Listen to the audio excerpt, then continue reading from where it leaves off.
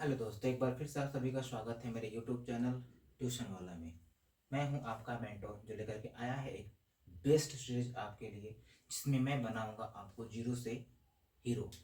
इसमें हर एक चीज़, हर एक टॉपिक जो कि इंग्लिश में पूछी जाती है, चाहे वो एसएससी हो, बैंकिंग हो या किसी प्रकार का एग्जामिनेशन हो जहाँ पर इंग्लिश पूछी जाती हो, मैं आपको बताऊंगा। एक भी क्वेश्चन उससे बाहर नहीं आएगा। ठीक है। तो जैसा कि आपको पता है कि मेरी जो टॉपिक थी वो थी प्रेजेंट इंडेफिनिट टेंस।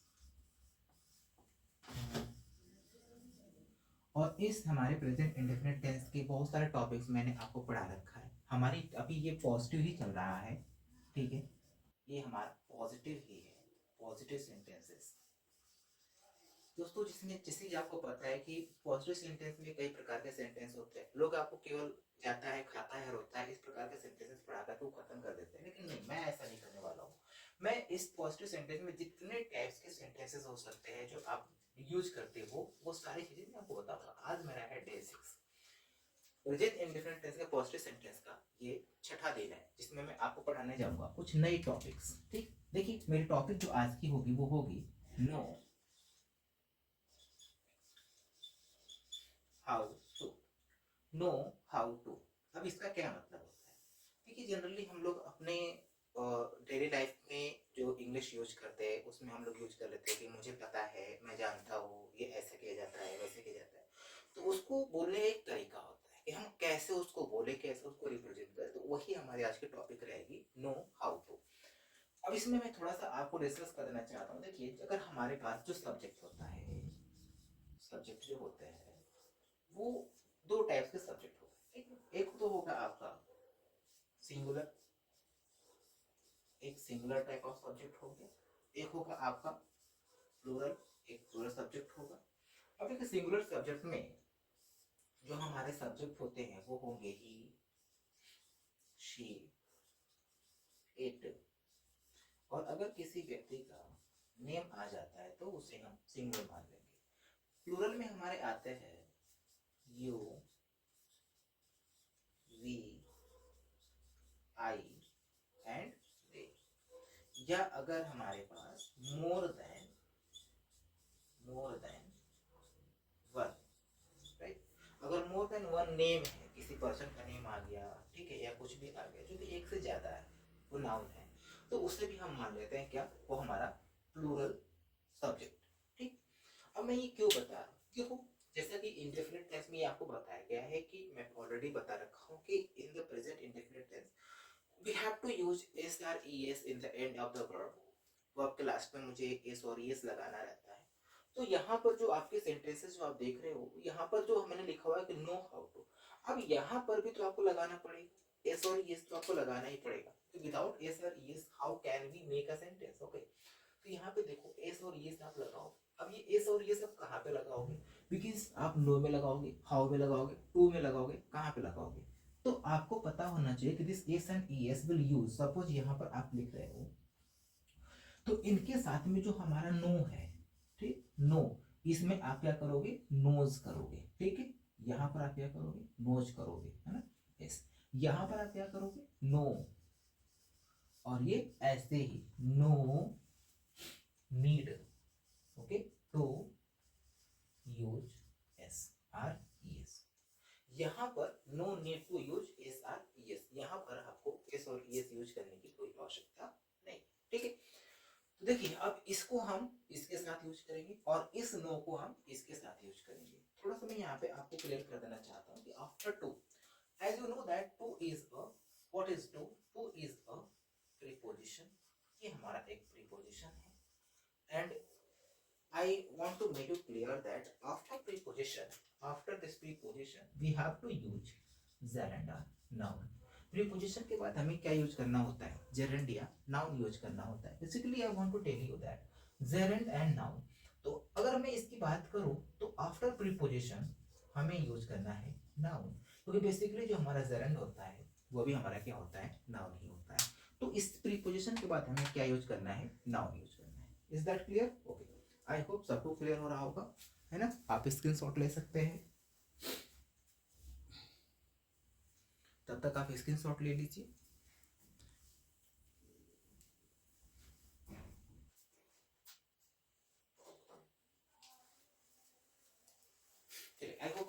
सब ले चुके होंगे। आइए इसको इरेज करते हैं और आगे कुछ और देखते हैं कि हम इसे कैसे ट्रांसलेट करेंगे। चलिए, तो इसका जो स्ट्रक्चर बनेगा दोस्तों वो कुछ इस प्रकार से होगा। सबसे पहले आप सब्जेक्ट यूज करोगे, उसके बाद देखो, उसके बाद आप नो, है ना, सब्जेक्ट के बाद आप क्या यूज करेंगे। देखो दो चीजें हैं, अगर सब्जेक्ट आपका सिंगुलर है तो यहाँ पे आप यूज करना नोज, ठीक है, plus sorry knows how to, right. फिर अगर आपका सब्जेक्ट क्या है, प्लूरल है, तो आप यूज करो know how to. After that gerund, right, after that क्या यूज करोगे, जेरेंट। और आप ये भी सॉरी आफ्टर दैट यहाँ पर देखो प्रीपोजिशन टू है ना, तो इसके बाद आप क्या यूज करोगे, वर्ब इन फर्स्ट फॉर्म। इसके बाद क्या यूज करेंगे, verb in first form, then object और अदर वर्ड। ये हमारा क्या होने वाला है, स्ट्रक्चर होने वाला है, ठीक है। This is an structure to frame, है ना, this sentences under positive indefinite, है ना, positive sentence under present indefinite tense. तो प्रेजेंट इंडेफिनिट टेंस के अंदर हम इस स्ट्रक्चर को फॉलो करेंगे जब हमें कुछ इस प्रकार से बोलना हो कि मुझे पढ़ना आता है। जैसे मैं एक सेंटेंस ऐड करता हूँ, मुझे पढ़ना आता है। हम इसे ये भी कह सकते हैं कि मुझे पढ़ना, या फिर मैं पढ़ना जानता हूँ, ठीक है। मैं यहाँ पर ये भी लिख सकता हूँ इसी सेंटेंस को कि मैं पढ़ना जानता हूँ, राइट। इसको भी ऐसे भी लिखा जा सकता है कि मैं पढ़ना जानता हूँ, मुझे पढ़ना आता है, या मैं पढ़ना जानता हूँ। तो how to translate this sentence, देखिए जो यहाँ पर मुझे है, so basically मुझे is a subject of the sentence, आता है, ठीक है। तो इस आता है के लिए ही आपको क्या लगाना है, नो या फिर नोज, नोज या फिर नो हाउ टू, ठीक है। नो हाउ टू और नोज हाउ टू, इसके लिए ही मतलब जो हमने यहाँ पर लिखा हुआ है कि मुझे आता है या फिर मैं ये जानता हूँ, है ना। देखिए बेसिकली जानने के लिए तो हम क्या यूज करते हैं, नो यूज करते हैं, बट जो करेक्ट फॉर्मेट होगा उसका हाउ टू, ये क्यों लगाया जाता है कि कैसे, ठीक है, कि इसको कैसे किया जाता है, आई नो हाउ टू। तो यहाँ पे देखिए जो मैंने लिखा हुआ है कि मुझे पढ़ना आता है, अब कैसे इसको हम ट्रांसलेट करेंगे, तो इसको हम ट्रांसलेट कुछ ऐसे करेंगे कि मुझे का क्या होता है, आई। अब आता का मैंने यहाँ पे लिखा था, इसको कॉपी करो। देखो यहाँ पे जब आपने आई लगाया है तो विद द आई इसमें से आप किसको यूज करोगे, नोज, नो को know how to, right, know how to, know how to, ठीक। अब इस टू के बाद आपको क्या चाहिए, verb in first form, right.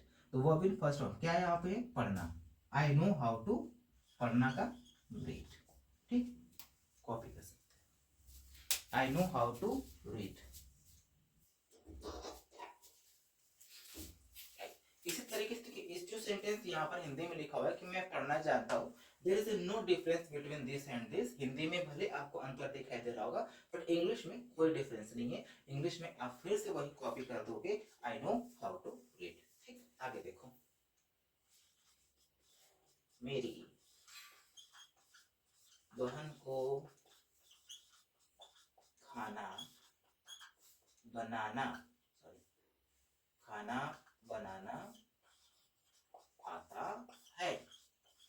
मेरी बहन को खाना बनाना आता है, इसका मतलब हम ये भी लिख सकते हैं कि मेरी बहन खाना बनाना जानती है, ठीक। तो इसको इंग्लिश में हम कैसे बोलेंगे, तो इसको इंग्लिश में बोलने के लिए, इंग्लिश में ट्रांसलेट करने के लिए अब सबसे पहले आपको सब्जेक्ट चाहिए। What is the subject, subject यहाँ पर ये है, मेरी बहन को भी काम करने वाली तो यही है। अब देखो मुझे डिटेल में बताने की आवश्यकता नहीं है, मैं काफी फर्स्ट डे से ही, है ना, आपको बता रहा हूँ कि सब्जेक्ट कैसे पता करते हैं, वर्ब कैसे पता करते हैं, ऑब्जेक्ट कैसे पता करते हैं, एवरीथिंग आई टॉट यू। तो यहाँ पर लिखा हुआ है कि मेरी बहन, है ना, काम करने वाली तो यही है, तो ये क्या होगी, आपकी सब्जेक्ट हो गई। अब यहाँ पे देखो क्या जानती है, उसको आता है, आता है के लिए तो आपको लगाना है नो, ठीक है। इसके लिए ही तो आपको यहाँ पर नो हाउ टू लगाना है। और यहाँ पर क्या है आपका बनाना, बनाना को क्या करेंगे हम, इसको वर्ब, ये हमारा क्या है वर्ब। और ऑब्जेक्ट चाहिए अब आपको, तो क्या बनाना आता है, खाना बनाना आता है, ठीक। तो दिस इज एन ऑब्जेक्ट, ठीक। यहाँ पर जो आता है इसी के लिए आपको नो हाउ टू और नोज हाउ टू का यूज करना है। तो देखिए मेरी बहन, मेरी बहन की इंग्लिश क्या होगी, माई सिस्टर, माई सिस्टर। उसके बाद सिस्टर क्या है, सिंगुलर है, राइट। तो सिंगुलर अगर है तो इसके साथ आप क्या लगाओगे, नोज, है ना। My sister knows how to cook food, okay. My sister knows how to cook food. अब जैसे मैंने ये बोला था आपको कि मेरी बहन खाना बनाना जानती है, तो उसके लिए भी आप क्या करोगे, my sister knows how to cook food, right.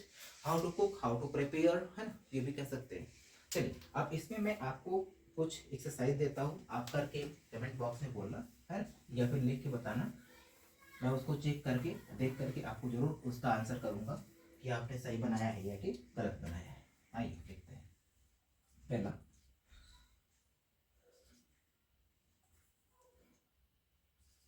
उसे बात करना आता है। नेक्स्ट, रामू क्रिकेट खेलना जानता है। नेक्स्ट, हरि को बिना चश्मे के अखबार पढ़ना आता है। ठीक है, ये 3 sentences as a homework just I am giving today. So you people have to translate this homework and drop a message. I will check and I'll answer. I'll reply you that whatever you have made, it is right or wrong, right? चलो, मैं थोड़ा सा समय लूंगा आपका और एक और टॉपिक कवर करूंगा, है ना। जैसे जनरली हम लोग बोलते हैं, अक्सर हम लोग बोलते हैं that we have to talk about the habit, okay, like habit। किसी की आदत है ना, यहाँ पे देखो, अब उसके लिए यूज टू का यूज करेंगे, है ना, टू शो द हैबिट। अब यूज टू का मतलब क्या होता है, आदि, आदि, है ना, आदि होना या आदत होना, ठीक है, आदि होना या आदत होना। तो अब इसमें भी आप क्या करोगे, अगर आपका सब्जेक्ट सिंगुलर है तो इसमें भी आप क्या करोगे, आप यूज में यूजेज कर दो, यूजेज टू। अगर आपका सब्जेक्ट क्या है, प्लूरल है, तो आप इसको यूज टू कर दो, ठीक, यूज टू। तो इसका मतलब होता है आदि होना, ठीक। आगे देखो स्ट्रक्चर क्या बनेगा, इससे स्ट्रक्चर बनेगा कि सब्जेक्ट प्लस यूज, इसमें इस या ईएस आप अपने अकॉर्डिंग लगाएंगे, है ना, to, use to plus verb in first form plus object, ठीक। ये हमारा क्या बनेगा, स्ट्रक्चर बनेगा, और इसी स्ट्रक्चर पे हम इसको ट्रांसलेट करेंगे, ठीक। आगे देखो सेंटेंस इस पे कर लेते हैं, एक आध दो। सॉरी, वह